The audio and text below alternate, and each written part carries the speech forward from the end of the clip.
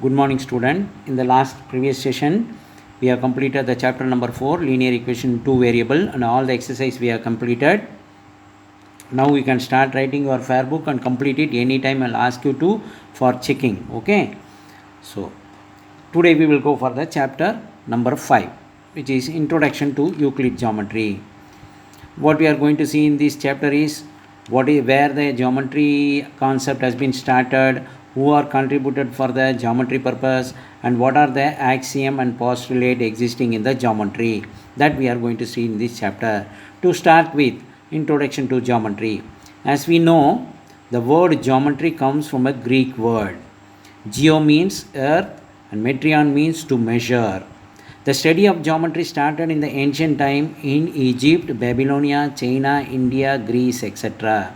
What you are getting? The word geometry means it is a Greek word where it is derived from a Greek word.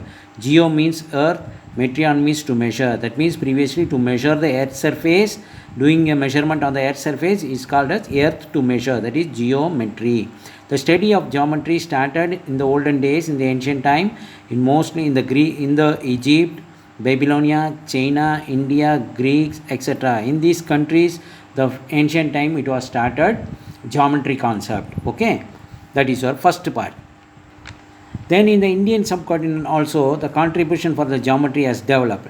During the excavation of Indus Valley civilization at Harappa and Mohenjo-daro about 3000 BC, the best example for an organized society as a parallel road, right angle cuttings of the road, and underground drainage system, and bricks what they are using during the building purposes is measured of 4:2:1 length, breadth, and height. So they are during the period Indus Valley civilization itself, that culture and the construction geometry they are applied for building houses. The parallel roads and right angle cutting roads, underground drainage system represent the development of the geometrical concept during the ancient time. Okay. Not only in the period of Indus Valley civilization, in the ancient India also, in Vedic period, that Sulba Sutras 800 BC to 500 BC were the manual for the geometrical construction. The Sri Yantra in Atharva Veda consists of 9 interwoven isosceles triangles. These triangles are arranged in such a way that they produce 43 subsidiary triangles. An accurate method of geometric measures were used in the ancient time.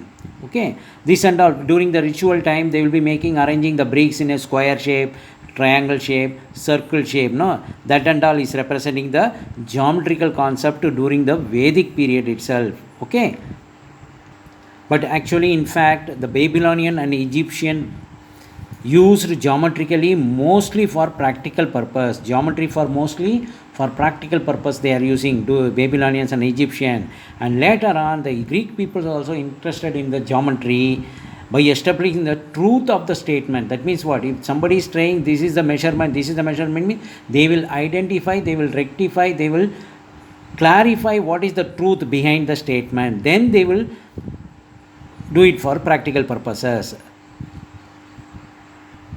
In that way, Greek mathematician named Thales and his student Pythagoras 572 BC to 300 BC continued the process for the development of geometrical properties and developed theories of geometry. You might have studied Pythagoras theorem and Thales theorem.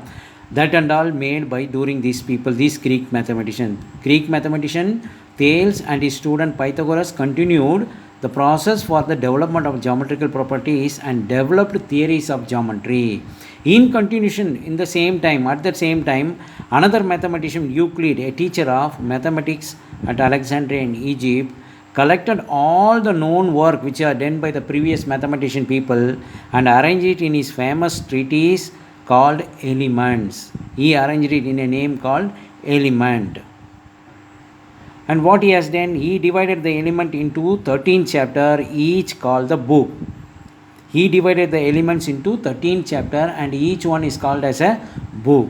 With that basic concept, the recent time of geometry has been developed. So, in this introduction part, In this introduction part, what we have studied, what is geometry, how the Indian people in the subcontinent, how the geometry purpose concept has been developed, and in the Vedic period, how the geometrical concept has been developed, and which are the people contributed for the geometrical purpose, and finally Euclid, he collected all the element which is prepared by the previous mathematician and called as an element, and that element is divided into 13 chapters, and each one is called as a book. And further, what are the concept given by the Euclid, what are the definition given by the Euclid, what are the axiom given by the Euclid, what are the postulate given by the Euclid, that we are going to see in this chapter. Okay.